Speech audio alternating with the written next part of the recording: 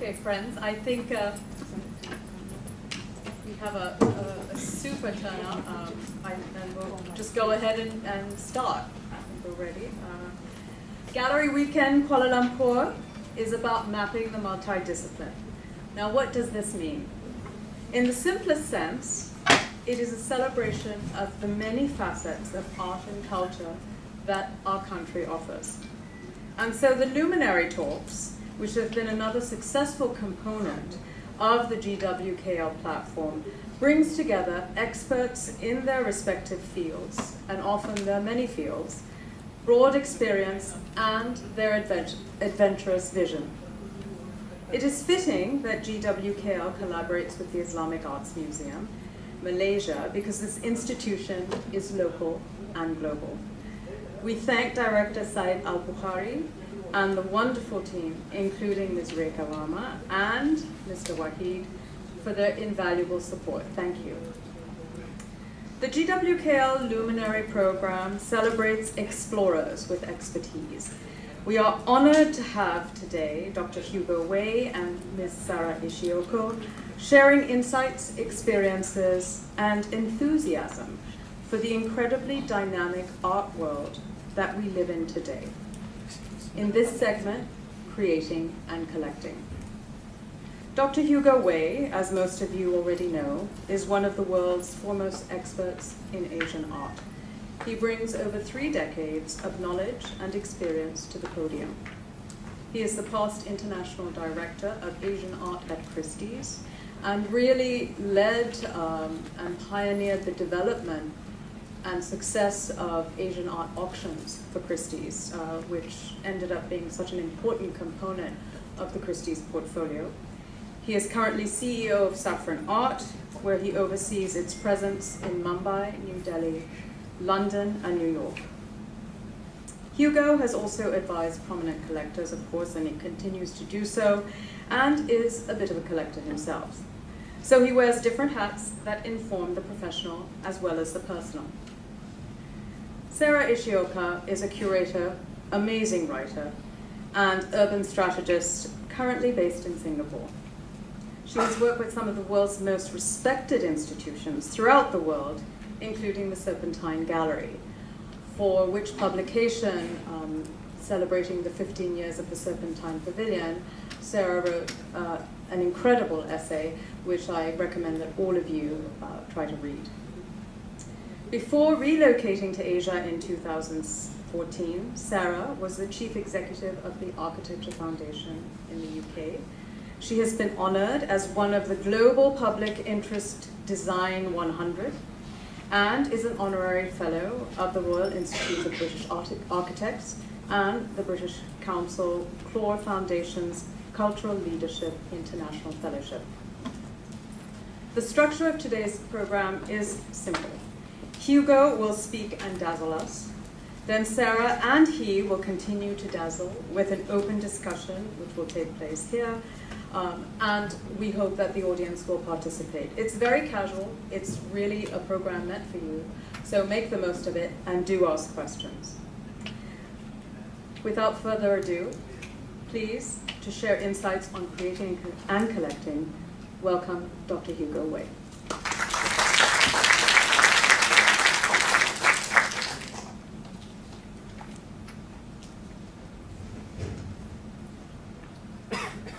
Thank you, Shalini, for those very kind words. It's great to be here. It's the first time I'm in KL, and I'm really thrilled to be here in this fabulous institution as well, and to be able to talk to you today. The topic we came up with, and this is really in discussion with Shalini, about collecting and creating. This has many different levels. When does an artist become collectible? What is the impact of collecting a certain artist's work on that artist's career, potentially? What is the role of the markets, the galleries, the auction houses, the museums? And in building collections, we also create something, of course. We create a legacy, we build institutions, public collections, we build private collections. And what is the motivation behind all of this and the potential results? So let's go straight into this. And I'd like to first surprise you with this work that was sold this last month in New York for an extraordinary price. I mean, you probably all heard about it, but I'll just give you the basic pointers here. For over $450 million, which is the highest price at auction ever, and we believe also in terms of private sales. We know of a few transactions, but not at this level. How is a result like this possible? What is the mystique behind it? It is a work believed to be by the hand of Leonardo da Vinci. There are less than 15 works known by his hand in public collections, 5 of which are the Louvre. So there are only 10 floating around. This was supposed to be the only one in private hands, the only one available by a great master, maybe one of the truly great masters of all time. Now, this work has a very interesting past, and if we talk about collecting, it's also about collecting history. Who owned this before? Where was it in the meantime? These things aren't just nowhere in terms of they need to be positioned. So this work is known to have existed, that Leonardo created this painting, that it was with the royal collection in England and also in France. But then we lost track of this work. It showed up in the 60s at an auction in England and made £45 only. In the 60s, why? Because people didn't believe it to be a Leonardo or this particular work. And it was also overpainted at that time, heavily restored. In fact, that remained an issue. It was then popped up again at an auction in America, and it was an estate sale. Again, people didn't really realize what it was. 2 art dealers bought it, old master specialists, had it cleaned. They realized it was very badly restored and had it meticulously restored, and then they were able to sell it through a Swiss intermediary to a Russian collector. The Swiss paid 70 million. They were audacious. They asked a big price. He sold it immediately for a profit of over 50 million, basically overnight, for over 120 million to this Russian collector, who subsequently found out, oh, this guy really pulled a fast one on me. I think I overpaid, and sued him. But then he put this painting at this auction with a reserve of 100 million. He was willing to take a hit, and then it sells for 450 million. So now he's actually made a profit. So what is the value of something? What is the real value? We don't really know anymore. So this is a big problem in a sense. Now this work, for all institutional collections, what is the value now? If you look at the Louvre, look at the British Museum, the Met, how do you insure these things now? Has it all bumped up? Not all that easy to, or can we still do exhibitions and pay the insurance values on these things, right? So these are things we have to bear in mind. Now, where is this? Who bought this painting? It is now confirmed that it was bought by a Saudi prince and will be shown at the new Abu Dhabi Louvre. Now, what is the motivation for a collector to pay this sort of price? Maybe, it's something that everyone wants to see. If you have an institution, you put that painting there, guaranteed everyone, it will be the talk of town, and you want to see it. Finally, the Mona Lisa, of course, arguably the greater painting at the Louvre, generates tens of millions of dollars in just merchandising every year for the Louvre. So it's potentially a good piece of business over the long term. Now I have to go here. Let's see. So now I want to switch into the Indian field, which I know very well. I've been involved with the Indian art market from the beginning in terms of looking at antiquities and then looking at modern and contemporary. I'd like to give you a quick overview so you can understand how a market such as the Indian market, just as looking at a case study, how that evolves and how things suddenly happen. What you see here is a work by Tayyab Mehta, Mahishasura from 1996, gracing a book cover, and it was presented in the spring of 2005 in New York.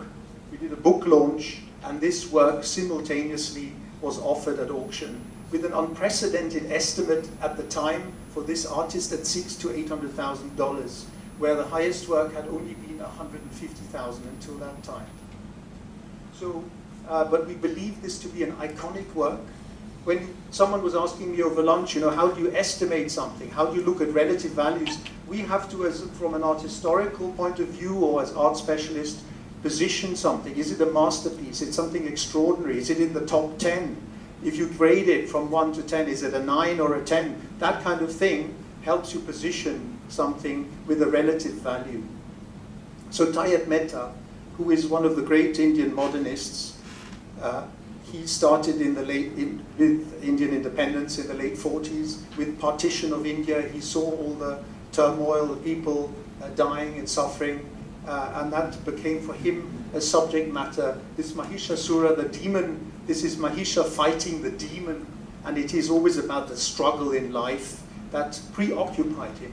So he came to New York after 40 years. He was in the auction room sitting there on the aisle, and the painting went across $1 million. People stood up and clapped. It had never happened for an Indian painting before. And it sold for 1.5 million. Then I saw him afterwards at the hotel. We met at the plaza. I said, congratulations, Tayeb. But he said, but I'm an old man. It's not my painting. It doesn't belong to me anymore. I don't benefit. Ah, but everything you paint now will be worth more. He said, but I'm an old man. I can't paint very fast. But maybe my dream is that one of my works could be at MoMA one day, and maybe it will happen. That we are still working towards that goal, but that is a beautiful idea, that a market appreciation reflects, of course, the acceptance of a work, and you have a kind of a milestone that you've achieved, and then the recognition can follow in terms of an institution as well. Now, who bought this work? It was an Indian hedge fund manager in New York who was very successful and made a lot of money. And what typically happens, we see it in the Chinese market, we see it in the Indian market too now, is once the economic strength is there, the collectors are motivated to buy into their own culture, into their own heritage. And typically, contemporary art, or modern art for that matter, comes first.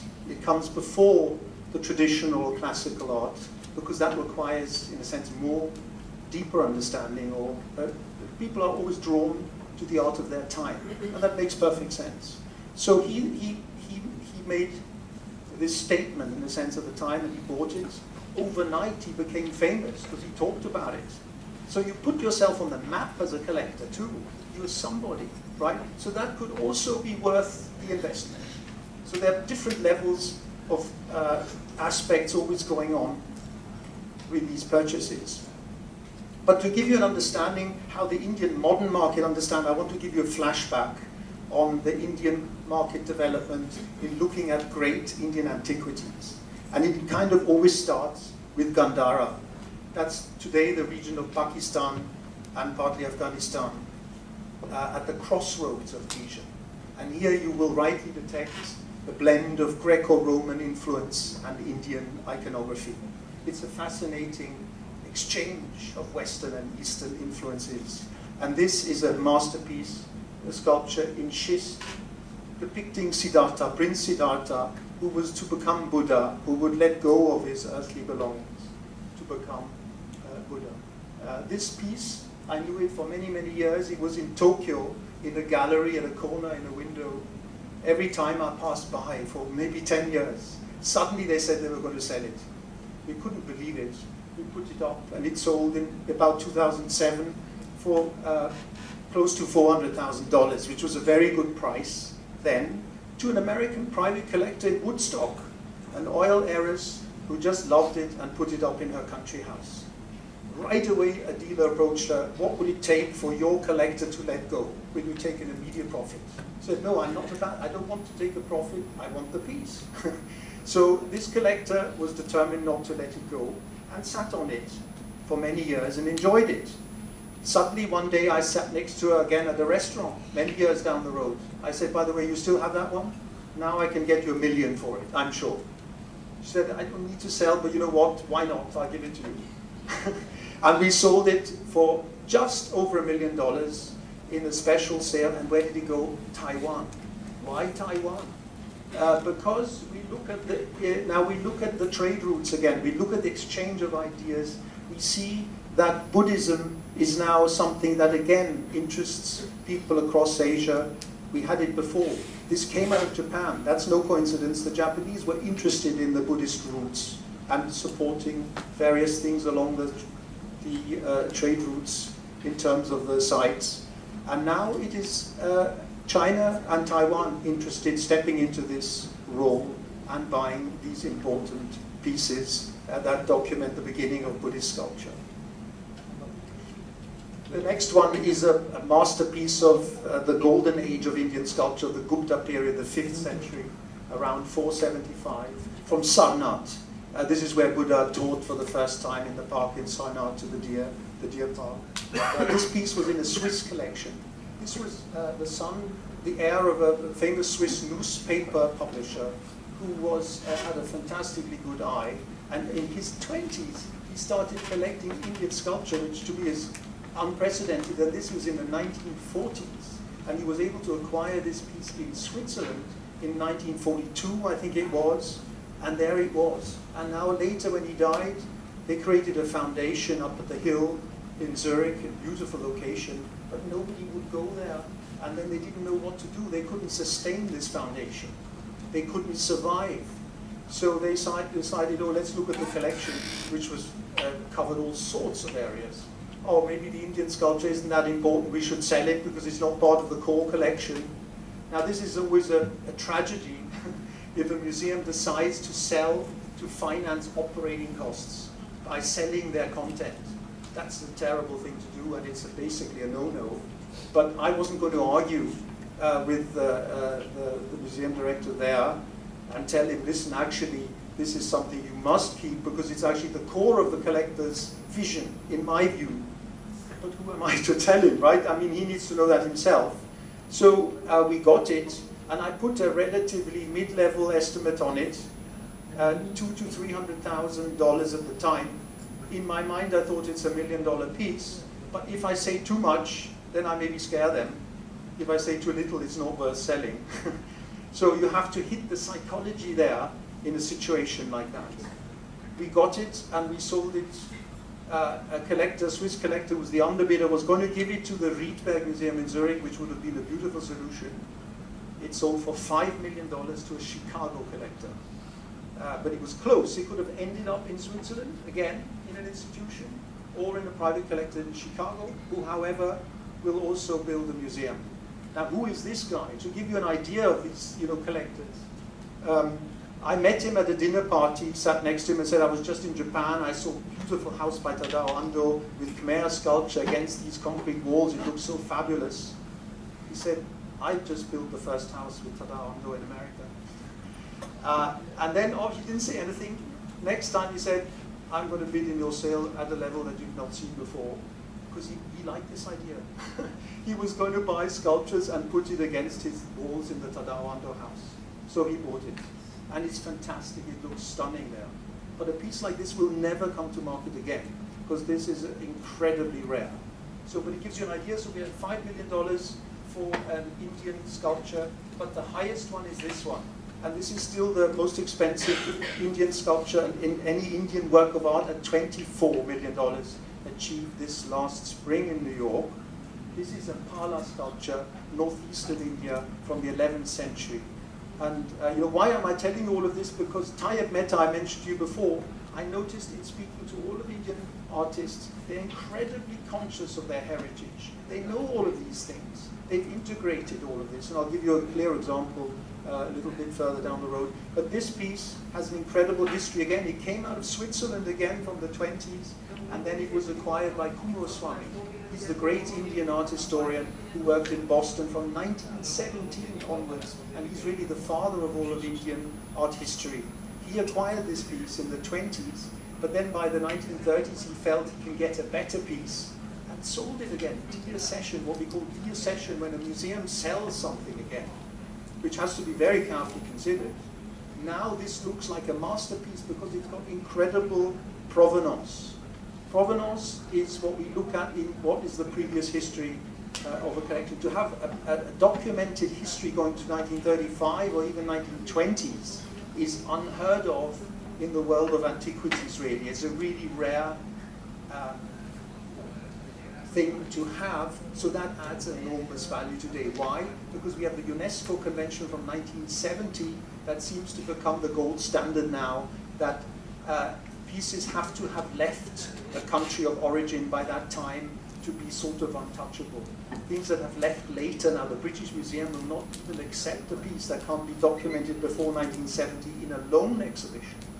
So this has become increasingly more difficult, but which I think over time will lead to the fact that these things are returned to their country of heritage anyway, and there it becomes a non-issue.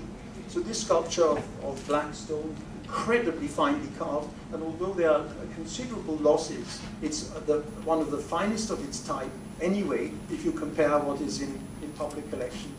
And this extraordinary background gave it that potential to reach this level. And the private collector who bought it is the same fellow who bought the Buddha. So he's building one of the best possible collections of Indian sculpture quietly on the side. Then this is an example to give you two comparables, and how do we look at relative values here. The one on the left is a Vijayanagar bronze from around 1400 of Parvati from the south of India. Solidly cast, very heavy bronze, good size, 80 centimeters. It was exhibited by Stuart Carey Welsh in the Met Show, India, in 1982, and presented as a late masterpiece. Because in Indian sculpture, we look at Chola period, 12th, 13th century, as the sort of most desirable in southern Indian bronzes, but this is of such extraordinary quality that age doesn't always matter. It's about quality. So this piece was there. And I had it in the exhibition with an estimate of, it was on loan to a museum in Indiana, and it was then sold by the museum to, again, raise funds and maybe buy something else with it. So we put an estimate of 400,000 to 600,000, which was unprecedented for a late bronze at the time. So I actually had someone in the exhibition coming as a collector and say, how can you put an estimate of 400,000 to 600,000 on the bronze? It's not even Chola period. I said, I'll tell you why. Because it's a masterpiece. And it sold, guess what, for $2.7 million. And who bought it? Someone of the trade in London who was previously buying Chinese art and felt Chinese art is outpriced, too much, I'm going to buy Indian. And he thought this is cheap compared to Chinese art of that same sort of caliber. Anyway, that collector who had commented earlier, he had the good decency to call me and say, you know what, you were right. I apologize, you were right. It is a masterpiece. But it's funny how prices then suddenly change the perception of things. Before, people didn't care. But now, oh, it's important. Right? So sticking a price to something changed the perception. The collector who's behind it also, it takes guts to put money down on the table and buy something at a price that was never achieved. So that's also an important aspect of, and I find there are not that many people who actually can do that and say, you know, I believe in this, and I'm going to collect it, I'm going to buy it, and I want to live with it, because I appreciate its rarity and extraordinary quality. The one on the right came up in India from the famous Bedouin collection. It was in a private collection in Bombay, and the children were living now in England. They had inherited this piece. They could not take it with them because antiquities over 100 years cannot leave India. So they said, we have to sell it. They asked me, you know, someone's offered me 50 lakhs, that's about $80,000. I said, that's, you know, don't sell it for that, because you will cut out the whole potential and upside of the extraordinary history this piece has, which I knew, which I think the collector didn't know. I knew that this was published by the great Indian art historian Karl Kandalawala in Marg in the 50s.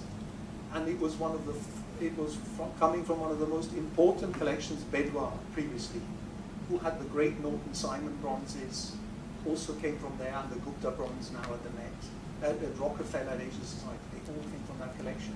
When he died, some of the best ones left India, but this one stayed. So I said, this extraordinary situation, And I said, I'll give you a stronger estimate than your 50 lakhs. I'll put 80 to 1.2 crores. It's about, you know, 120 to 180,000 dollars. Again, and then who do we sell it to in India? We didn't have any collectors at that point in this category because no antiquities have been sold at this level publicly. So there are no comps. The beauty with modern and contemporary art is you've got plenty of results you can check on ArtNet, many similar works, and that's how you come up with the pricing. Here you have to know your field, to know how important it is, and then be able to convince the collector. So I had a very good modern art collector. I told him, listen, all of this is completely undervalued in India. It's unbelievable that antiquities at this level, when in modern art we have 4 million achieved. This doesn't make sense. In the bigger picture, look at China. It's the antiquities that have the higher value over time. And it really should be like that. So they say, okay, I understand. And it was sold to a private collector for $1 million, which was the price I had in my mind, 6.5 crore. So that was a good situation, but it's how do you convince these people? Now we switch to modern again. You saw those bronzes. Now in 1948, a great exhibition of Indian antiquities was put together, first shown at the Royal Academy. India is now independent. The best of its art was showcased in London and then in Delhi in 1948. Francis Newton Sousa from Goa went to see it with his friend Hussein, and he was blown away by his own Indian culture heritage. And you see the shapes of these figures that he painted as a young, he's in his early 20s when he did this gouache in 1948, after the impression of seeing bronzes, as I just showed you before, inspiring him. So this is the connection I wanted to show you, how this moves into modern Indian art. 1947 is a big moment with independence. The British tradition is pushed aside. A new beginning is there, looking at the rest of Western art, but most importantly also looking inside and looking at their own heritage. So that is a very important moment. So Sousa decides, you know, what do I do now? He was studying at the JJ School in Bombay, but I feel I should go to London. I think that's the art center for me to learn as an artist and also, you know, make my career there. So he moves to London, and this work from 1959 shows you his progression in 10 years. In London, he really found fertile ground. He connected to the literati scene there. He was continuously having a Christian upbringing in Goa. He was always struggling with this sort of Christian subject matter. And so this is an extraordinarily powerful work at maybe one of the high points in his for 1959. Now where is this work? Who bought it? The Tate Britain bought it. Why? How is that possible? Sousa became a British citizen in the 50s because he was so much embracing the English culture. And so Tate Britain showcases this work in their 50s gallery as an example of top quality British art of the 50s. That's interesting. But so that shows you a different aspect of collecting and how that can shift. And what this means actually also in terms of appreciation for the artist, who is truly one of the greatest artists for India, but hasn't had his own solo show yet. We've had 2 or 3 artists, Gaitonde in particular, have a massive retrospective on an international level. He hasn't had it, but he deserves it above all. It's in part because the family is so difficult to deal with that nobody really wants to take it up in terms of image rights and all of that kind of thing. So next one is a big jump, but it's about international recognition of an artist. So here we see Subodh Gupta. This work, The Very Hungry God, from I think it's 2006, which is shown here in Venice in front of the Palazzo Grassi. And it was shown during the Venice Biennale, and it was Monsieur Pinault who had acquired it and supported Subodh at this very moment very strongly. So here is an Indian artist at our present time that was able to reach an international audience in a very spectacular way. This work made of stainless steel vessels that are ubiquitous in India, and it's always about, you know, for your lunch you would have all of the pieces in the parts of the dish in different types of vessels, and then it is also it can function as an alms bowl. So there are many different connotations to this, but yet it is also stainless steel and very shiny and looks very precious. But as a skull, it becomes a kind of memento mori, very iconic and powerful piece. So that was able to connect to a very important international collector who is trying to shape his image. Monsieur Pinault is someone who came from humble beginnings his original business was in paper, and he wants to create an image as a great collector of contemporary art, and he's very much engaged in this endeavor with his competitor Bernard Arnault. It's almost like two teenage boys fighting to who is, you know, who has the preeminent position. So collecting and having an institution can also become a way of showing your position. Here you see Monsieur Pinault in the middle, flanked by Subod in a very, you know, you can see the artist and his wife, Partiker, also a very important artist in her own right, are really part of the jet set now too. And they're up there and they can mingle nicely with the crowd. It's kind of, it's a good image to show when an artist really has arrived. And this is a work, a canvas by Subod, which was offered at an auction in Hong Kong in 2007, just before the bubble burst, so to speak. It achieved, this is called Samunda Bar, is across the 7 seas, dealing with migration and these different aspects of coming back with all this baggage in different senses of the term. And it sold in a Hong Kong auction for equivalent of $1.3 million.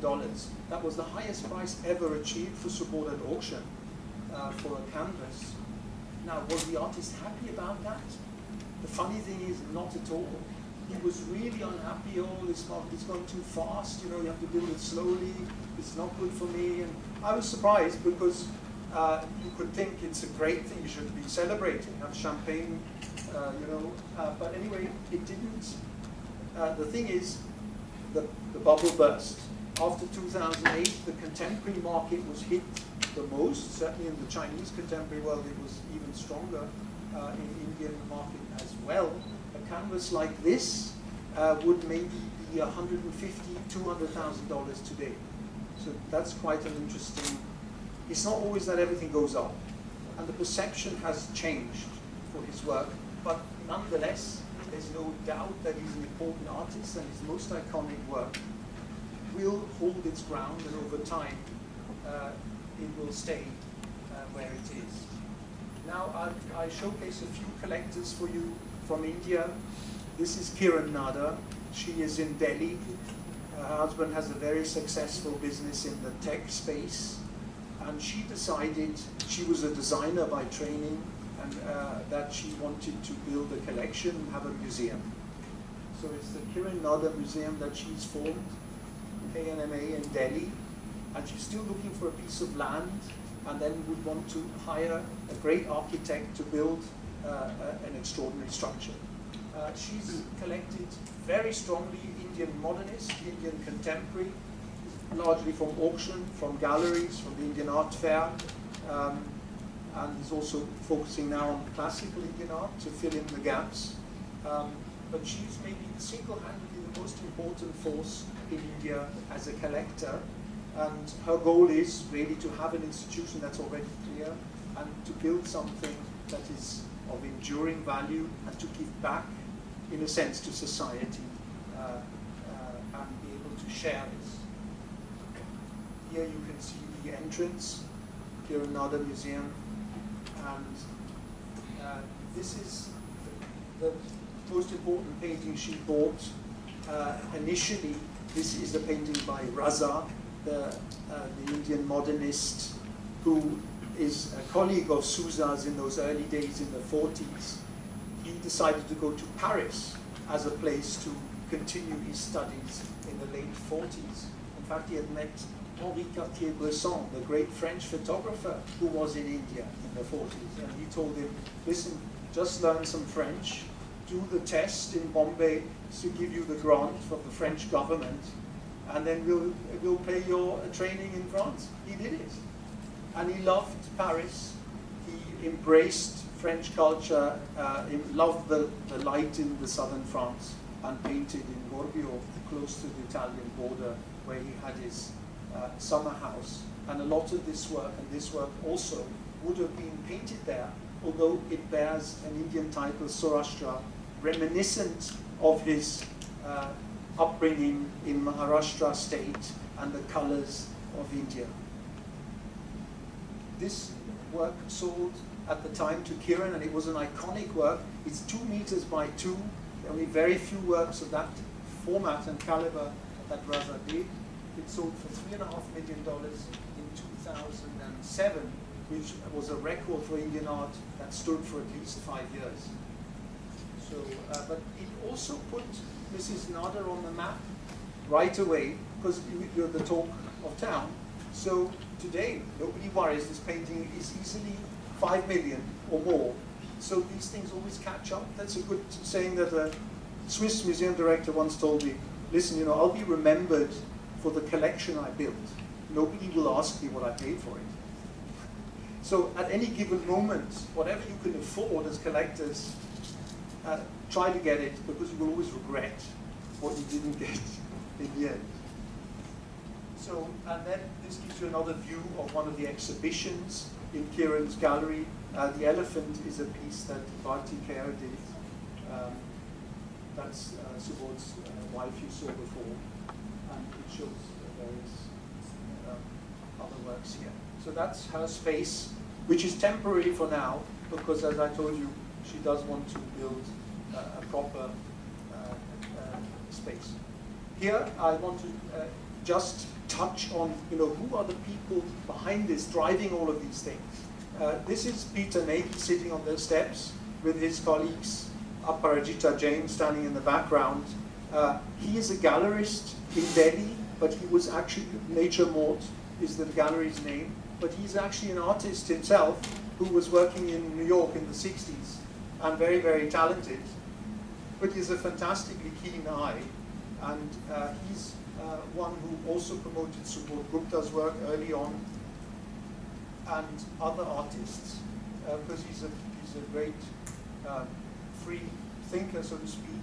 And his latest project is here in a palace in Jaipur, to have art installed in the sort of historic settings. He said his idea was to get away from the white cube spaces and contextualize contemporary art in new ways that creates much more interesting juxtapositions. So that's a new trend maybe that we can see of and biennales, in a sense, do that too. The Kochi Biennale in India, that is always in the spring, has these old warehouse spaces that lend themselves fantastically to showcase art. So that's another way of presenting art, and ultimately making it palatable in new ways to collectors and to institutions. This is another important couple, so to speak. This is Lekha Bodar and her son Anupam, who are pioneers as collectors, again in Delhi. Anupam studied in London. I think he was law, and he was so bored. He preferred to go to the museum, so he skipped his exams and started collecting in London.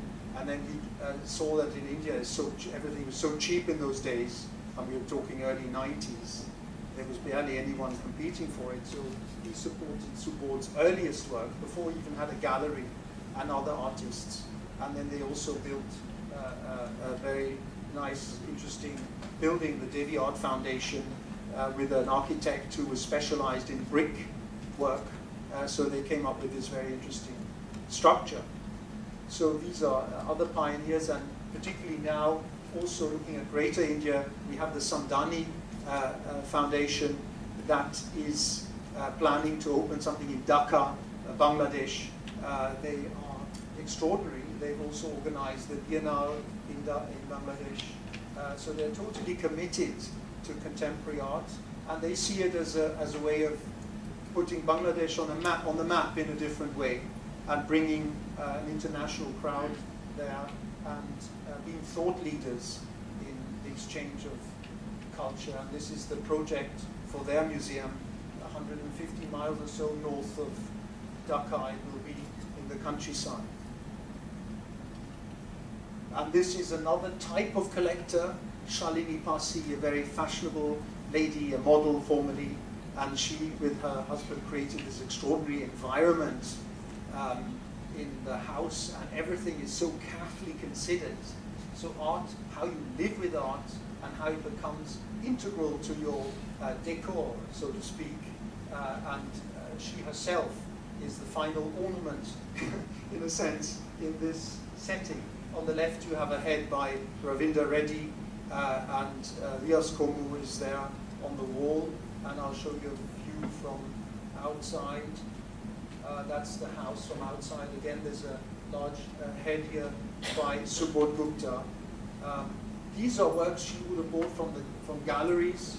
The role of the gallery, of course, is what we call the primary market, is to nurture the artists from the beginning and to ensure that their career grows nice and steadily, and ensure that pieces are placed with the right kind of collectors.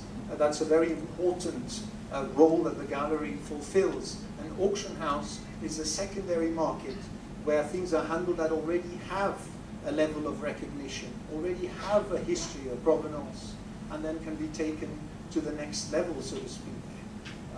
But sometimes I find, even in India and in other environments, the artists don't appreciate necessarily the role so much of a gallery. In India, there was a lack of discipline very often. As Hussein, another important artist, was the first one to say, you know what, I don't need all of you guys. Why should I pay a commission to the gallery or take a hit on that? I can sell my own works. He happened to be an extraordinary marketeer, fantastically charismatic person. But then you could say also, you know, the artist shouldn't waste his or her time peddling their works, right? So the gallery does a better job in that and can ensure that things are well positioned. So sometimes you see a proliferation. Artist is working with this gallery, that gallery, but then nobody has really a clear vested interest in it. So that's been partly a problem in building a market, that you have to have one clear vision and one clear channel.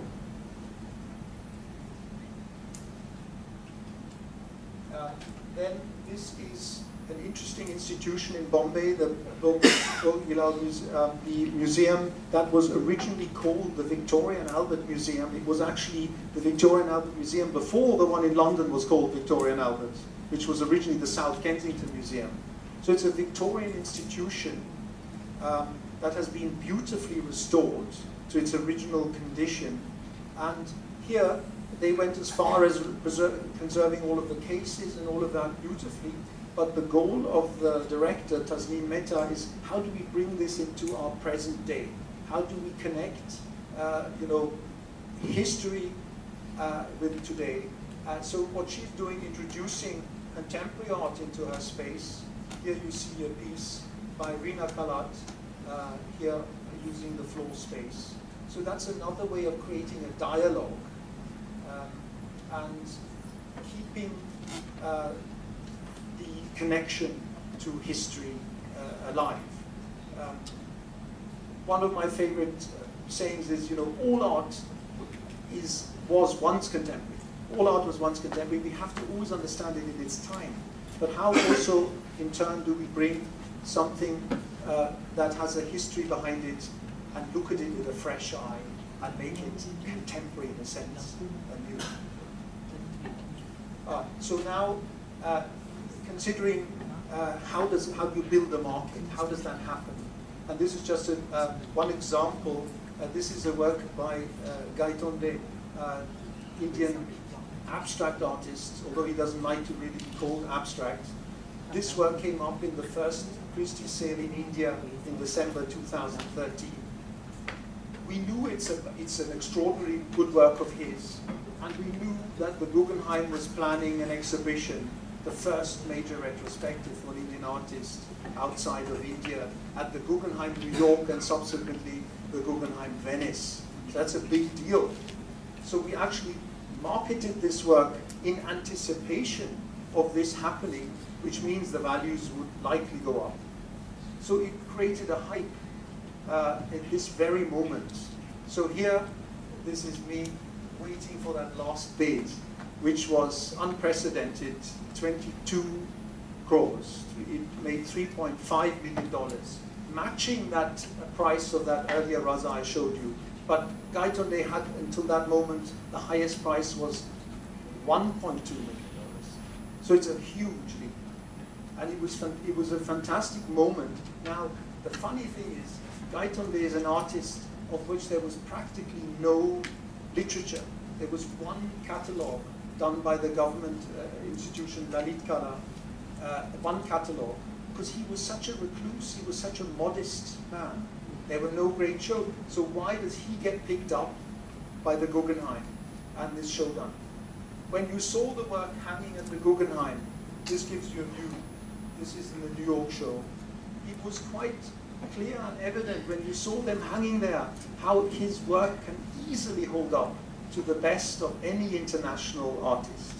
So, but why does it only happen at a certain moment that we realize that we accept it, and that the larger, that there's a consensus formed, and as a result, these higher auction prices reflect that level of recognition. It's an interesting mechanism. You know, to that note, when I spoke to Tayyip Mehta, that when his work had sold over 1 million, you know, he had worked for 50 years. Basically, nobody was buying the works since 1947, but you could see the sincerity of the artist. There was no commercial interest for them. They carried on because they believed in what they were doing. And it always shows in an artist's work when it is totally honest and sincere. And I can say that of all the Indian modernists, because for 50 years, nothing was happening. The market only started moving in the mid-90s. Before that, it was just mostly actually international diplomats and professionals working in India, picking things up. So this show, the Guggenheim, was an incredibly important step, because you need international validation over time for any local artistic scenario. So this Guggenheim was a boost, not just for Gaitonde, but for all of Indian art, for all of Indian modernism, certainly. So, so collecting, and the collector who stepped in first and had the guts to buy something at $1 million or $2 million, they actually proved to be not only heroes, they really made a good deal. That's the irony too. So it's interesting how how it all dovetails together. Collecting, building institutions, how museums, the role of the museum in helping to educate, in a sense, a larger community and to understand the greater significance. So where does that lead us to? You know, I showed you the Guggenheim exhibition at the Guggenheim. There's the famous discussion between Thomas Krenz at the time at the Guggenheim and Philippe de Montebello of the Metropolitan Museum, when both were asked what constitutes a great collection. Philippe de Montebello said, at the Metropolitan Museum we have an encyclopedic collection, we have masterpieces, it's the collection that we hold. This constitutes a great institution like the Met. Thomas Krenz responded, no, it's a great building. It's a great building we need. We have Frank Lloyd Wright's fantastic building from 1959, and we are going to hire Frank Gehry to build Bilbao. It worked for them. But of course he's joking a little bit. The point is, we see the trend. you need a combination of the two now to really make an impact. And that's why Kiran Nada, I mentioned to you before, also wants to hire, not necessarily even an Indian architect, but she wants to hire the best possible person she can get to create an attraction. Not just with the works, with the content, but with the shell. And this is something that Bernard Arnault of Louis Vuitton understands. He's in the luxury business. He's the leader, way ahead of Pinot with his brands. He owns champagne and of course fashion and all sorts of related things. So he knows I need a great space because it would work as advertising my brand and what I stand for. So he had the audacity as a Frenchman. The French are always quite touchy in these things. He hired Frank Gehry to do this in the Bois de Boulogne south of Paris to come up with this museum for Louis Vuitton, which they pulled it off. It was very difficult with regulations, you know, how high are you allowed to build because it's in the forest. They were able to explain all these roofs, you know, there's like clouds, you can go a bit higher because it's transparent. It's not really part of the structure. So they got around it, and what happened? The French love it. People are streaming there to see it. Everyone thinks it's fantastic. And they've done extraordinary shows. So this is now reflecting extremely well on the vision of the company, of the collector, and in turn, it enables them to do really great things because people want to come and see it. And that leads, and this is the last slide, to the most recent museum in this vein, which is in the Louvre in Abu Dhabi. Again, an extraordinary building that has been extremely well received by the French architect Jean Nouvel. And this is an interesting collaboration between the Louvre, selling in a sense its services and its holdings on loan.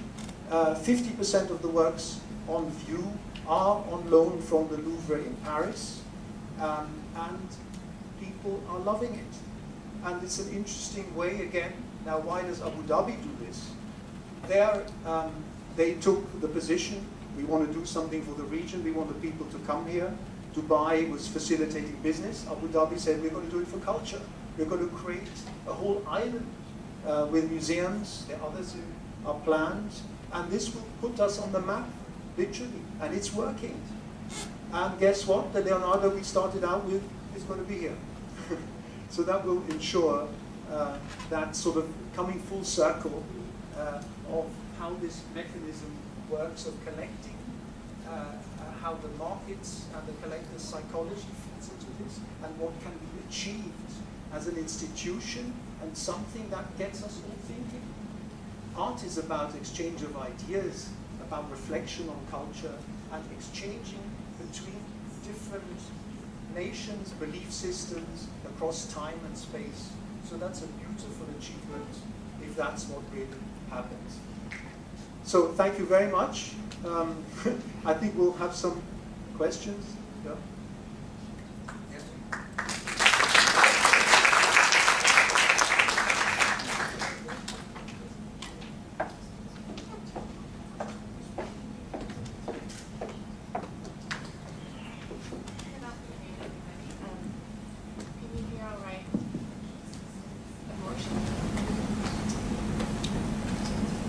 Thanks so much, Hugo, for that. So much to think about. Yes, so many different phrases that you mentioned stuck with me, but perhaps just to pair two repeated phrases, ways of thinking about the work that you have influenced so strongly in your substantial career. One, prices change the perception of things. And two, the idea of acquiring a piece of art as a way of putting oneself or one's city on the map. And I think we had the incredible good fortune, Dat and Shalini arranged for a tour of this amazing institution before this event, which was incredible. I mean, I found it so inspiring. especially to hear about the aspirations, the curatorial aspirations here set at the highest level from the director of wanting to encompass the entire span of art from the Islamic world, right? All the way from Andalusia through to Southeast Asia. Connected, of course, by a common faith, disparate cultures connected by a common faith, but also these trade routes of craft, of expertise, of patronage. And so it was interesting mapping that onto the world that you inhabit and navigate, and thinking about these new trade routes.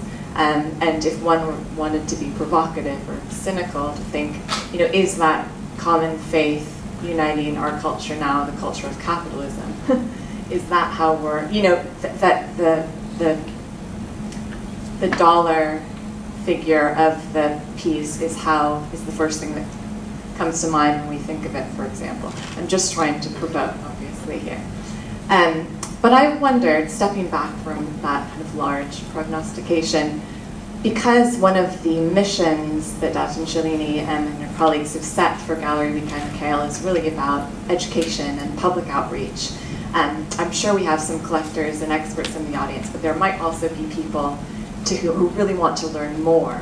And I wondered if you could tell us a little bit more about the infrastructure, the kind of physical, human, institutional infrastructure that goes into a successful auction house.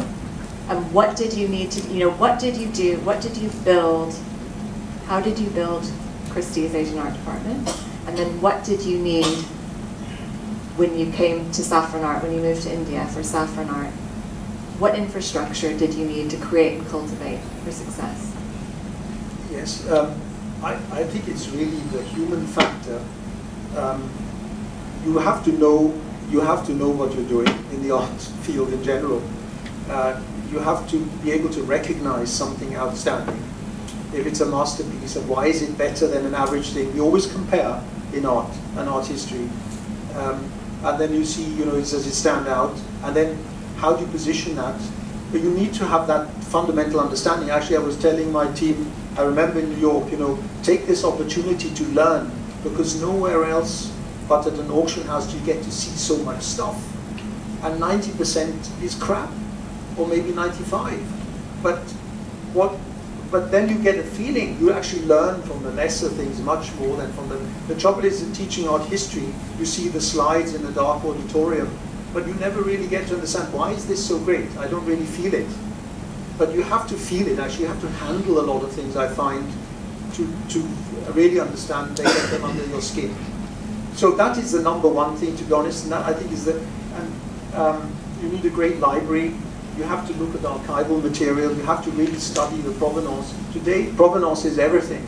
So you have to spend extra time to research every piece and see where, you know, someone is telling you, oh, my grandmother had it, but then you realize it can't be because the piece is only 20 years old. You have to check every story, and the stories get better and better, particularly in India, to be honest. So that is another thing. And then experience helps. When you've handled a few things, you saw how it went, what you check against your instincts you had with a piece, and you saw it do well. That reaffirms your gut instinct. And I find it becomes more and more instinctual over the years when you feel something is really great and you can trust your instinct. So that is what you need, and then you only need 2 or 3 good people to work with. You don't need a huge, big enterprise. As a gallerist, I think it's similar. You need to know your stuff, and then you need to have good relationships with the artists.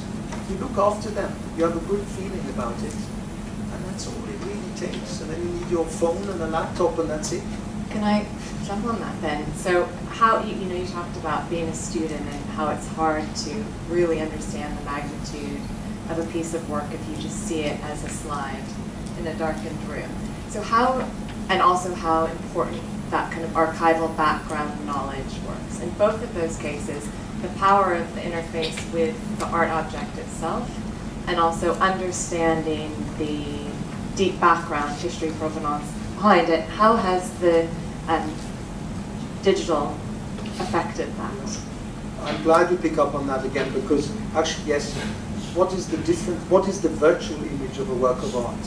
And I find it is incredibly deceiving these days. Looking at a digital image, and we get lots sent to us, you know, this painting, can you look at it, coming through email. It's very difficult, I find, today to judge a work of art like that. You used to be able to, on an old photograph, oh yeah, that's this and that. Today, you can make a very good copy, photograph it, and you have no way of telling on an image. So it's very dangerous, I must tell you not to do it. You have to look at everything face to face. Walter Benjamin, right, his famous line is the here and now. It's here, you cannot fake the fact that something was created at a particular moment in time. And it's here and now in front of you.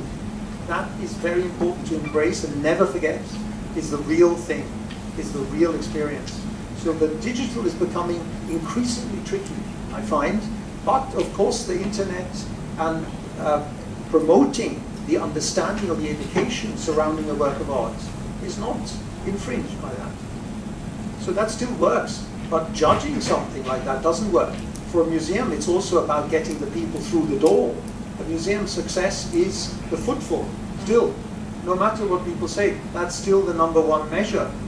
Actually, someone was discussing, there was an interesting discussion in India the other day, you know, if we put everything on the website, then people maybe don't bother, they just see it there. Why do I go to the museum? I can see it there. No, we must make sure, and it's very clear, that the experience, and this institution is a wonderful example of if you present it beautifully, carefully considered, beautifully done with the lighting, it's a pleasure to see. And it's like when you went into the library in the old days, you were looking for one book, then you see the book on the right side or left side suddenly interests you. You didn't think about it like that. Same in an exhibition. How is something put together? It's not a work standing alone. I think that's a really important point to make, given that I actually heard several curators talk about how important the imageability of a piece of artwork or an exhibition is now. An example would be, I'm currently based in Singapore, and there was a blockbuster Yayoi Kusama exhibition at the National Gallery there, which was really the first exhibition that had people queuing, particularly younger people, queuing up for it. I mean, they put on some great shows, and that was because it was so Instagrammable. I mean, obviously I think she's a fantastic artist, but I do find that, or, you know, similarly what you were saying about with the first slide, which was also wonderfully an image that Christine showed at her talk yesterday. There's a nice link between the two of Salvatore Mundi, that its value, yes, people will want to experience it face to face, in the flesh as it were, but also now part of its value becomes its reproducibility, its recognizability as it goes out there as a piece of popular culture. So it's quite interesting how the two are related. Yes, the Kusama show you're mentioning, a curator who saw this, witnessed people coming in and just Instagramming themselves. Yes. So they never really took it on. They was disappointed in the fact that something becomes Instagrammable, but do we really, you know, spend the time to really understand it? Well, I think it will be such an interesting thing, and I have some sociological training. I think it will be so interesting to watch from a kind of sociological perspective to see what the rising generation, as collectors, how that influences how they buy, etc. I'd love to hear from millennials in the audience. Could we talk a little bit more about, again, there's a nice resonance between some of the observations you shared and then some of the points that Christine raised in her presentation yesterday. A really nice dialogue. It's almost like you guys planned it. But talking about this amazing rise of, especially in Asia, I guess, right now, but also in Africa, South America, of private collection. People, individuals, families with the means and the desire to create substantial collections with, you know, working with experts. And along with that, this proliferation of private museums. Do you think that that's an unqualifiedly positive trend? What are the possible, I can see many positive sides to that. Could you see any possible downsides to that trend? Not really. I was discussing this actually with one of the Indian collectors having plans to do something like this. And I see it as something that happened 100 years or so ago in America. All the American museums at the end of the day were based on private initiative. And what was the reasoning then? At the time, America didn't have so much of its own culture, but it had the wealth. And the people who had been successful in their lives, they wanted to do something that was meaningful with their money. And they decided to buy art. It didn't matter where it was from. At the time it was Impressionists, it was all masters in the late 1890s, early 1900s, Frick, Morgan, Huntington, collecting these things to build a legacy and to, with the great sort of American concept of sharing, giving back to society that made it possible for you to be successful. So they wanted to, and have a deeply educational mission also embedded in that. America supported that idea by giving people tax breaks, which is a fantastic system which Europe or nobody else really has adopted in the same way. But I think it will have to go that direction because governments don't have enough money to give to these institutions to buy. So the American museums were building very fast. Look at the Met, the way he built his collection from the 50s onwards, very fast compared to European institutions that stagnate. So I think this important drive. So it was about giving back, about creating a memory, creating a legacy, and it's civilization building also. It is about educating the next generation. Look at the culture from around the world that has been created that we can embrace, that we need to learn from, and we can benefit from that. So that is the fundamental concept. Now, I don't mind if a nouveau riche collector now steps onto the plate and says, well, I'm going to build a museum, I'm going to buy these things. Look at Louis Vuitton, the example. I think what they've achieved, you know, you can say, oh, it's a cheap way of trying to build an image and sell their brand. No, but they've done it with class. They've built something that will be enduring, and it's resonating with the people. So I have no problem with that. I could say, of course, there are a lot of contempt. The trend is to build contemporary museums everywhere. And somebody said, how many contemporary museums can you build? Maybe that's a little bit over the top. But you know what? At the end of the day, I think every enterprise of this kind is beneficial. One caveat.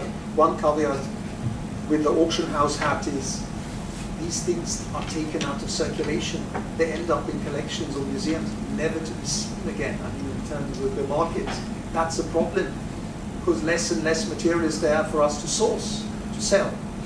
But that's just a... And I suppose also wearing my public hat, you say also that's a loss to audiences, isn't it? Potentially, so it's just not. Great.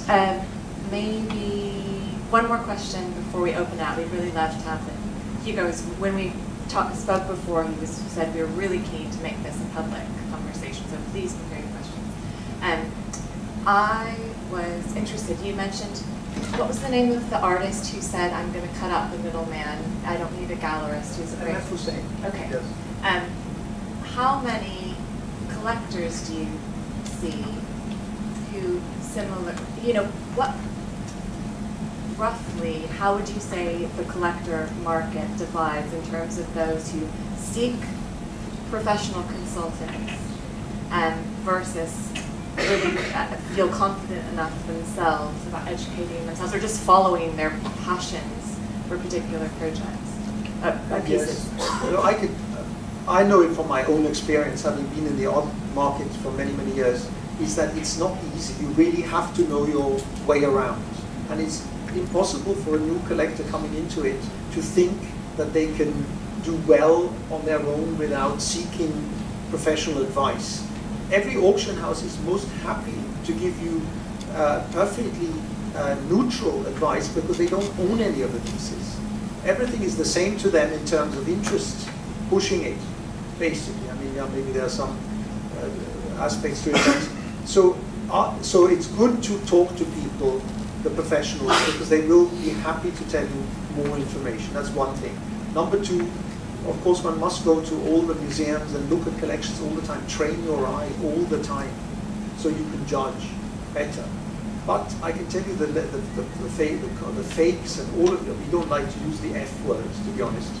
Copies.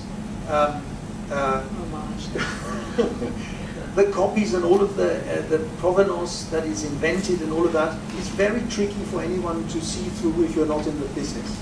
And I would advise, you know, an auction house typically takes a commission of 25%, 20%. That's not much to pay for the fact that they've sorted it out for you. They've we sort out so much material and put only things there that we can guarantee. That's a very small premium to pay for something that is authentically guaranteed and has a history. And actually now, if it's in the public record and has been transacted, it gives you additional guarantee, which is an important thing going forward, to be honest. If we look now at the track record of transactions, now suddenly, you know, I think we were talking at lunchtime, you know, oh, a piece I bought, you know, 5 years ago, they can't tell me anything. 10 years ago, they have no further information, all lost. So it's important that all of these transactions, the Getty actually did a very interesting provenance project of looking at all the 19th century transactions and auction houses and where does the work pop up again to rebuild the history. So provenance is important, transactions are important. So anyway, I think that gives you a bit of an idea. But I can tell you in India, what we're doing, because the provenance is so important, I find myself digging around with the artists' families, you know, what is the information you still have, all newspaper clippings, catalogs, material which is impossible to get, no library has it. It's very rare, so we are looking at first editions of the art books from the 40s and 50s. Also not many survive, because some collectors told me, oh, the white ants got it, I don't have it anymore. Been eaten up, or the monsoon got it. So all of this stuff is very rare, and it's important to spend time to find out all this. Actually, I'm sorry, I lied. I have one more question. You mentioned that you were born into a family of artists, and I wondered if you could just tell us a little bit more about how that personal biography shapes your approach to it. Yeah, my English grandfather was a painter, member of the Royal Academy. My German great-grandfather painted in Hamburg, a city, town called the Frescoes, which I finished in 1907. I'm quite proud of it. We've got plenty of sketches still. But what I realized is, to be an artist, myself, I tried, it's very difficult, because you analyze everything, no line is, you're satisfied with it. So I realized I can appreciate what others are doing as artists. And it doesn't even have to be a European artist. I was more drawn to Asian art and the exchange, cultural exchange of ideas. That's the sort of thing you are, I think, partly born with, that eye or that understanding. I'm not that, but you can train it further. But something, certainly for me personally, that was a good starting point. All right. Well, I know we have some practicing artists in the audience. I know we have some curators, cultural administrators, writers, critics, collectors, students, perhaps. Would really love to hear if you have any questions for Hugo. Do you want people to wait for a microphone, or how does it? Oh, there's one there. Yeah, brilliant. There are mics laid up. Does it work? Okay, great. Just to tie in with what you started off the conversation with in the beginning, I'm just interested to know how we can actually make sense of the international art market and really understand which artistic traditions are actually gaining cultural currency. Because, like, for instance, I found the argument that when some rich Arab collectors buy some Orientalist works, the arguments would be that they are really fascinated by their colonizers' art, whereas when they buy Da Vinci's, the Salvator Mundi, the arguments would not be made. It would just be that they want to put a city on the cultural map. So how we can actually understand, given that artwork nowadays is treated mostly as a capitalist commodity. Yeah, that's basically. Could you tell us a little bit more about your personal investment in the question? From what position are you asking it? I'm just interested to know whether it's how we can judge the value of our work. How does the artwork become so valuable, as you've mentioned? It's a question of money in this day and age. So, is what you're asking? Is there an objective evaluation to the value exactly. of I mean, or is it just very fluid depending on? It's not treated. I mean, it's almost treated as an economic and capitalist commodity. Yeah, it's a good line of questioning you have there, and is a delicate one. I'd like to remind us that art was always connected to money. Look at the Pope commissioning the Sixtine Chapel. He wanted the best artist. He haggled about the price. Dürer famously argued with a client, who said, I'm charging you 500 guilders for this, but it's actually the paint I'm using, the lapis lazuli, already costs 300. It's much too cheap, and I should actually be spending my time doing copper engravings because I can multiply it and make more money. So artists are conscious of that. Money always played a role. But as you rightly say, if something makes 450 million, it doesn't mean this is the ultimate work of art and the best one, and it's all measured just by financial terms. That would be fatal, and it's definitely not like that. The argument I was taking is that, why is someone willing to pay that sort of money? Where others will say, what's crazy, what's the point? Is maybe motivation could be that, people will want to come and see it, and that it works out over time. I don't think they have necessarily bad intentions, or it's a cheap, way of gaining attention. No, I seriously think they want to create something of enduring value and have an institution there which will raise the respect and the cultural understanding for the whole region, in a sense. So I think it's a very enlightened step at the end of the day.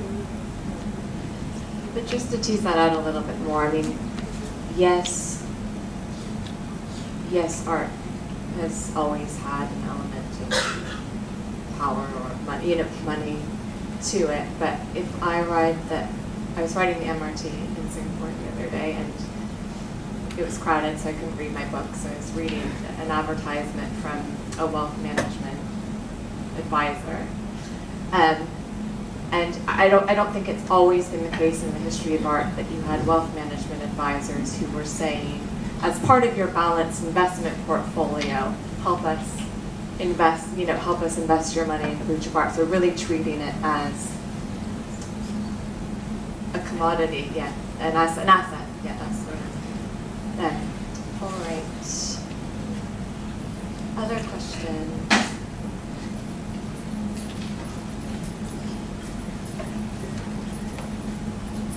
Hugo, you've given us great examples of art as a wonderful investment.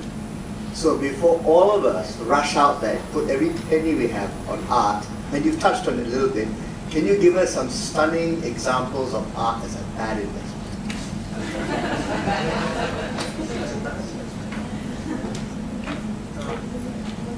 Yeah, okay. First of all, I would say never buy art as an investment. That's not your motivation. Should never be. You buy the art because it speaks to you, you want to live with it, you enjoy it every day, it gives you a dividend every day. That has to be the driving point. So investment, if it's not what was driving you, you don't have a problem with that. I think what we can see, why is modernism now, Indian modernism is doing well. Why? Because the artists are mostly dead. We can oversee their entire oeuvre. We can see one work and say, okay, this fits in here, it's like that, and it's maybe one of the best of that period. We can say it with assurance. That means the work that is good will never get worse. Now the relative price points can change, but the best is to buy the best in any category and judge that for yourself. If you have a limited budget, you can buy a great drawing of the artist, which is much cheaper than an oil or a watercolor, but still by the master's hand. So bad investment is the speculative market that happened for Chinese contemporary and Indian contemporary in the run-up to 2008, where the collectors were actually buying not because they were interested in the art, because they felt it was the thing to do, and everyone was doing it. I know situations where someone said, I can't come to your opening this evening, just put 2 aside for me, it doesn't matter which ones, I'm just going to buy them. They didn't care, and they put it away in the basement or whatever, never looked at it, right? That didn't work. And rightly so, that was a fiasco, because they didn't love it, they didn't care. So that maybe is a general response.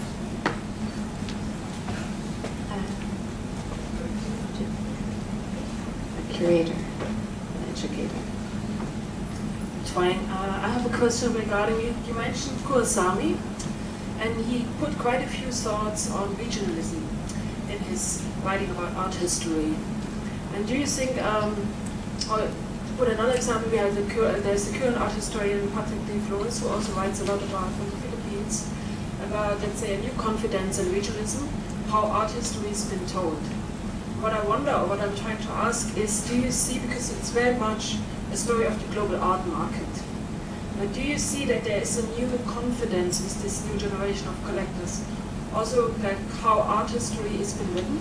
So not so much as a kind of, let's say, Western art history, or in relation to Western art history, very much more owned as a kind of local art history or regional art history. Good, yeah, that is very important, what you're saying.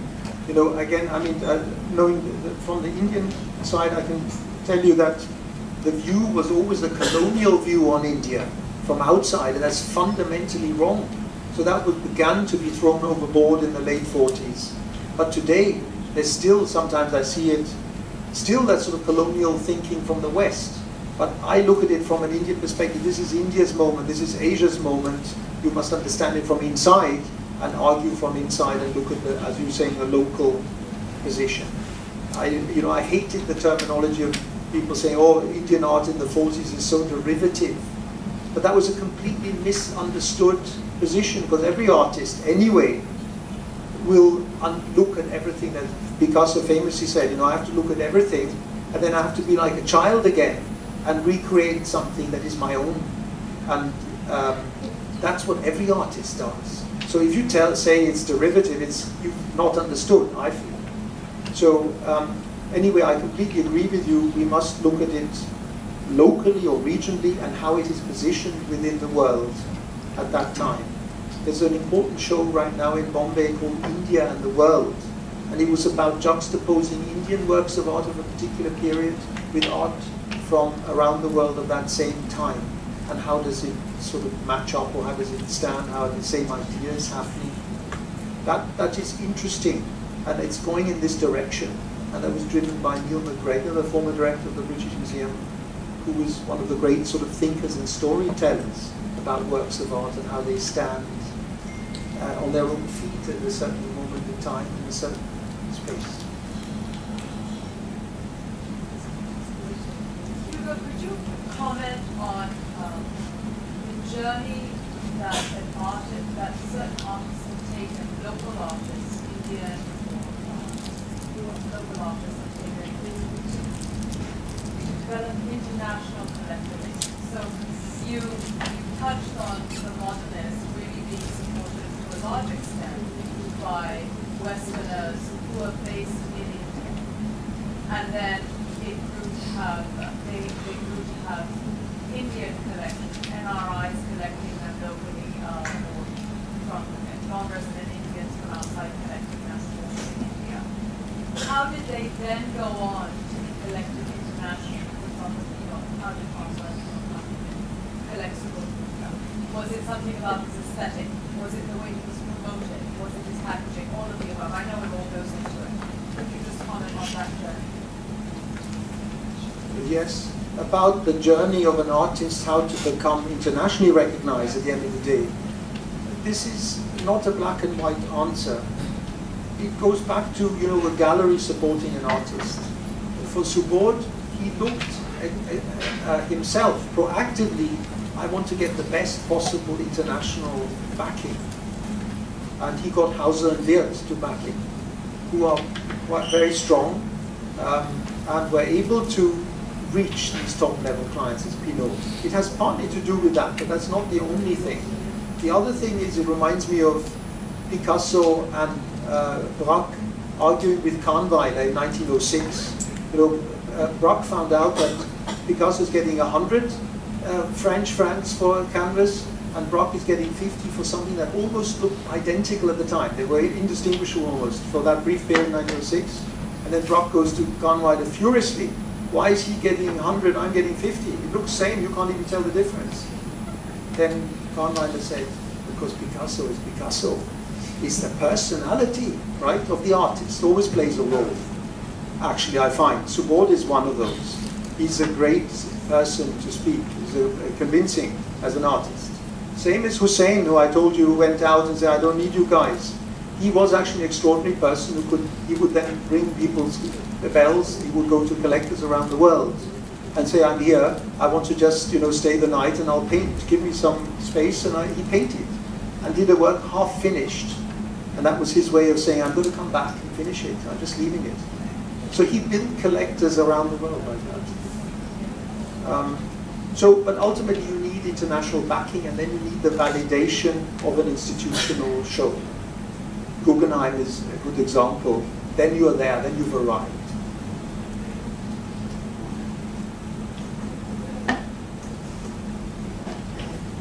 Journalist and cultural critic.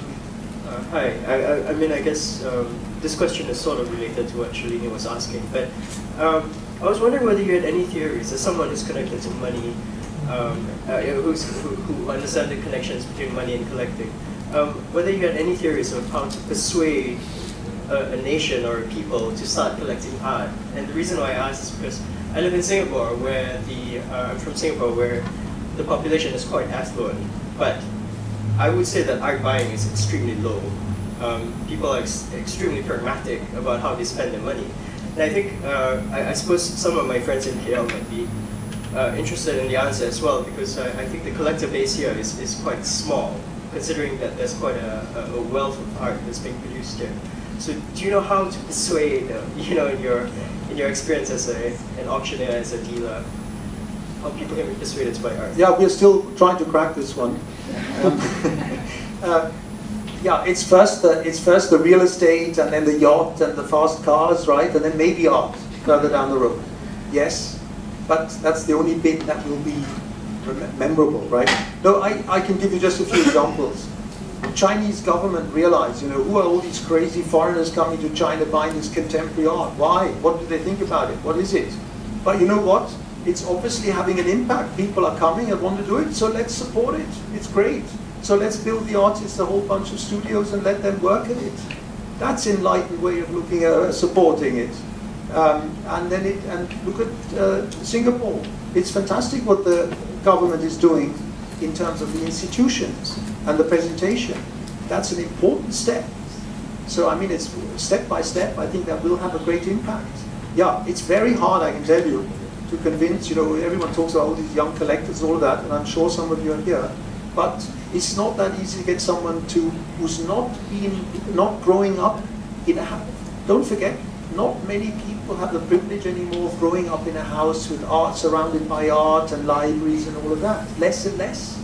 We grow up with computer games, iPhones, looking at that.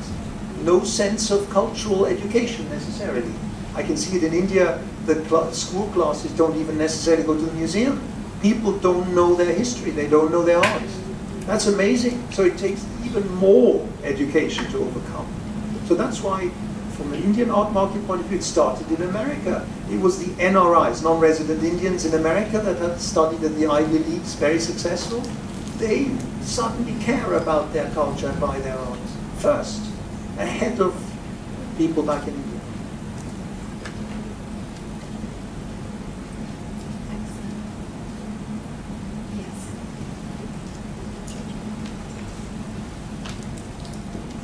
Hello, can you hear me?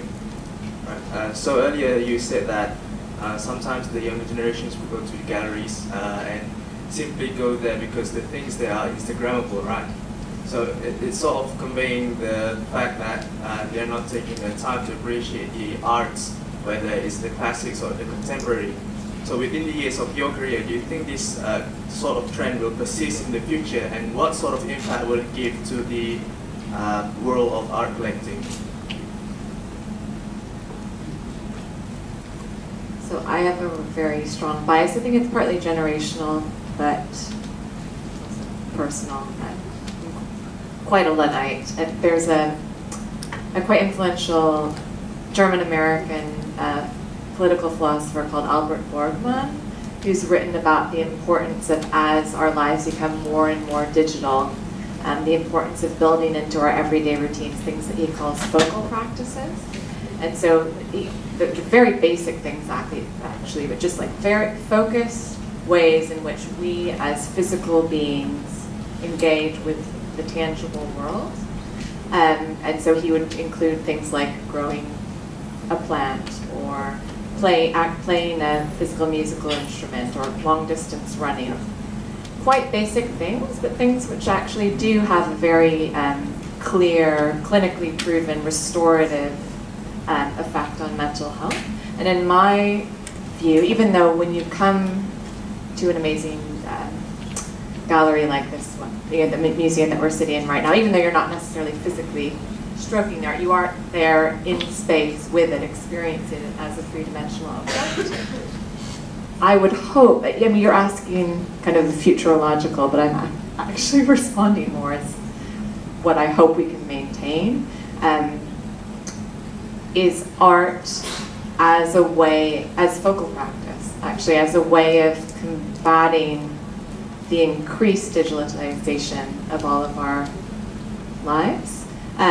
But, you know, I think every generation despairs of the rising cohort and how new technologies are going to ruin everything, and actually they end up doing wonderful things with them. You know, they're wonderful young artists working in the digital space that another generation of auctioneers will have to learn how to sell and explain. So I don't feel that I personally could look into a crystal ball and say how it will affect. I would imagine some people might get more comfortable just on basic art market level, even though I agree with your expertise that one shouldn't just buy off a screen. I do think there will, in the same way that a lot more people are comfortable buying not just FMCG, but quite high value FMCG online, like high fashion online just from a screen. I could imagine that there'll be a new generation of collectors who might feel more comfortable informing themselves digitally before acquiring, even if that's not advice. Yeah, if I may add to this too, the aspect of something tangible, something unique, is very important, and it's a deeply human desire. So I see this as a cyclical happening. I'll give you a few examples. The Swiss watch industry was, they thought this is finished when the digital watches came. We're finished with mechanical watches, it's over. No, what happened? Suddenly today, mechanical watches are desirable because they're a little work of art in themselves. People appreciate it. It's human now, suddenly you can sell a watch for millions of dollars, right? Second thing, yeah, it's always about that unique aspect. So I think that will always come outside. The one example I want to give is when Kindle came up, everyone said, oh, books are finished now, right? Now we just read it on screen. No, you know what? People love to feel the paper. They love beautiful typography. They love something beautifully designed. It comes back. It coexists. That's a beautiful thing. We will always come back to these things. And art is exactly, the best example of this. It is about that uniqueness. That's what we desire as a human longing. So it will come back. So this is just an interesting and logical, actually, what's happening with Instagram. It's interesting. Now it's all about, driven by quick flashing images rather than the long, study or long text or less than 144 characters. It's interesting to me, but we'll come back to what we really care about. It's just a human instinct. But I would like to add to that if we get a whole generation coming to see exhibitions because they are Instagrammable, and these people would otherwise not attend the exhibitions, it is a great way to actually get them interested and then have them later develop a knowledge base. But you have to capture the interest first. So if it takes the digital, you're probably using it as a good tool to expand the viewer base. Would you agree with that? Totally agree with that. It's a way of spreading the news, right? Yeah. I'm being a horrible moderator and I've not worn a watch. How are we doing for time? Okay. Yeah, gentlemen. Hi. I have a question. Earlier you had touched upon just the idea of collecting the masters, or knowing the pieces of art that are works of masters that are the best of its kind.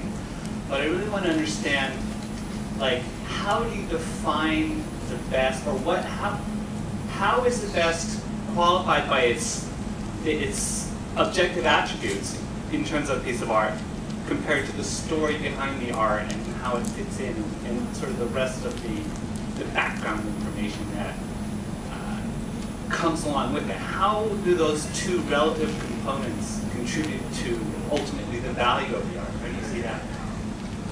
Yeah, it's quality in art and what is a masterpiece and why is it a masterpiece is not a black and white answer to give you. But as I mentioned earlier, we look at, as art historians or curators or judging art, you always look comparing with other works an artist has done. And then you have to decide with an artistic understanding what is, and there are people who can be tastemakers, who build markets, who are the first ones to say, this is really outstanding and for these reasons. And then over time, more and more people embrace it. To me, it's still an extraordinary situation. Van Gogh, for instance, his entire life he couldn't sell a work. Only his brother was there to support him, and he wrote extraordinary letters of exchange. As soon as he died, his notebooks, his letters were published, and then people said, oh, this extraordinary artist, how he's thinking about it. And he started taking off in Germany and influenced German expressionism first.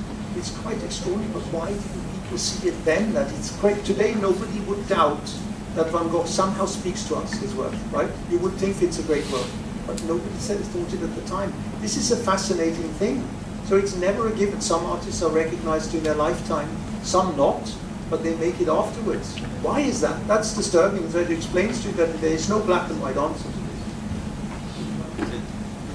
A slight tangent, but connecting with a number of the stories you told of artists who were not necessarily happy with the value, the high values that their one maybe earlier career, one later career, the high values their pieces took at auctions. They had a kind of negative view of that. Do you know the organization Artist Pension Trust?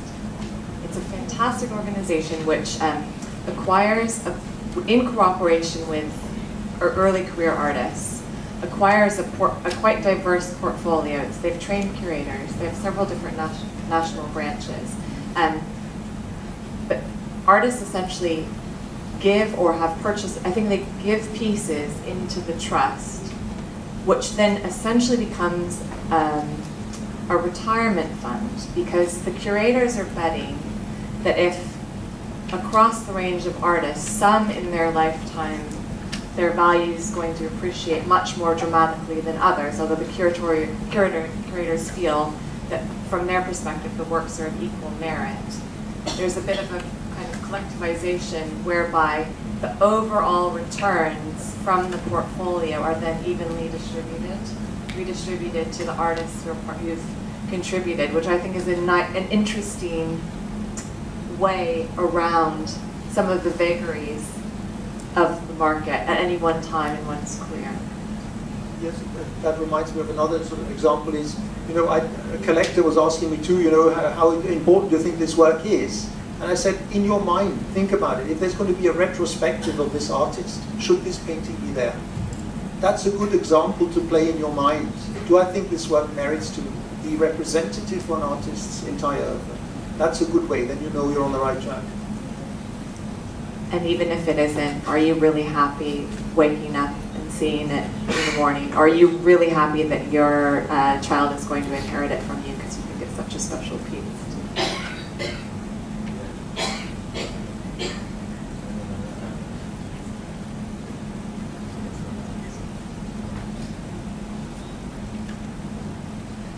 Thank you, Dr. Hugo and Sarah. It was really a very informative talk and the discussion right now. My question is actually going to be related with the due diligence details, which is like a very hot issue nowadays in London and in Australia. How far these auction houses are very much satisfied before selling the historical objects that the collector is selling this object with the information of the background history of the artifact is it's like true, or like how far it is like he's telling the truth that this collection belongs to like him, and before that belongs to the other person. So it's like auction houses are like satisfied with this all information before they publish? All auction houses now, particularly after some things that happened in a few years back, is they really go to great lengths to do the due diligence. Why? Because the auction house's reputation is up at, you know, is at stake, and also the auction house typically gives a guarantee of 5 years that what it is saying about this work and the authenticity and clear title is good. So otherwise they have to take it back, and there's a bad thing to happen. So yes, out of their own interest, they will do the very, very best possible. But as I told you, sometimes it's tricky. Provenance people come up with extraordinary documentation that can be fabricated. So you have to really go to great lengths to check everything and double check it. So I certainly can say that the two big auction houses do that today because they can't afford to make a mistake. And they also have teams doing due diligence on the buyers as well, don't they? Now that there's more, certainly with the higher ticket items, yes, they would. Yes, and they also have, by the way, both of them have a restitution department, because works that were in the 30s in Germany also looked at as a special case. So that they look at very carefully. And they will of course look at the existing legal framework. You know, it's not illegal to sell a sculpture, even if it can't be proven to come out of India or Cambodia before 1970. It's not illegal currently under US law or European law to sell it. So then you have to say, where do we draw a line? But they are generally looking at provenance pre-2000, at least looking at least sort of 20 years of provenance that can be proven. There has to be some factual evidence. And why this information is like sometimes become like very strictly confidential, not published? It should be in the open. It should be, right? Yeah. Because since now it is very much required when we send our collections for temporary loan. I think it should be pretty much open, otherwise. Sometimes the discretion has to be protected. The identity of the previous owner might have to be protected, but at the end of the day, after the transaction has happened, it should be given. Thank you so much. Thanks for your hospitality. Maybe one up. Shalini? Could you touch on what buyers of contemporary art, what sort of documentation they should get in terms of collecting a validation process moving forward? Yeah. So yeah, for contemporary art in terms of sort of validation. So typically galleries provide a sort of certificate of authenticity that this is what it is, and have the gallery owner sign it. And that's typically the case, and that can travel when the painting changes hands again. That document goes along with it. But also the bill of sale, to be honest, of a gallery functions that way. And we've introduced illustrated bills of sale. So you see the image of the work, and this is the description, this is what it was sold for at that date. That's a very important record. And I can tell you when something comes up for auction, there's nothing better than having an old receipt from the 60s of this work. That's fantastic, right? So hold on to your receipt.